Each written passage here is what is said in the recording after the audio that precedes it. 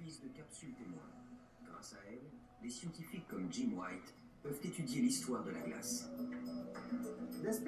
Cet échantillon de glace est intéressant parce qu'on y voit certains éléments au premier coup d'œil.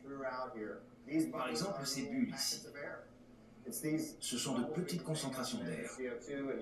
Grâce à elles, nous allons pouvoir mesurer le taux de CO2, de méthane et de protoxyde d'azote. Le deuxième indice qu'on voit assez facilement, ce sont les différentes couches. Leur épaisseur indique la quantité de neige qui est tombée cette année-là. Il suffit d'observer cette carène glaciaire pour obtenir quelques informations sur le climat et une échelle de datation. Les chercheurs ont aussi démontré qu'il y a un lien historique direct entre les gaz à effet de serre, comme le dioxyde de carbone, et les hausses brutales de température sur Terre. À chaque pic, l'inland sea groenlandais a fondu et le niveau des mers a augmenté de manière significative.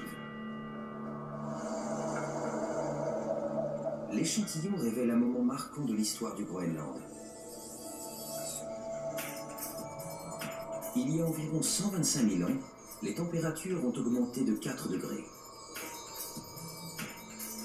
La partie méridionale de la calotte polaire a fondu et le niveau de la mer a augmenté de près de 3 mètres. Des données récentes montrent que nous ne sommes pas à l'abri d'une telle fonte. Le niveau actuel des gaz à effet de serre dans l'atmosphère est encore plus élevé qu'il y a 125 000 ans. En fait, ça faisait 500 000 ans qu'on n'avait pas atteint ce niveau. Les températures s'en ressentent déjà. Et c'est notre consommation d'énergie fossile qui en serait la cause.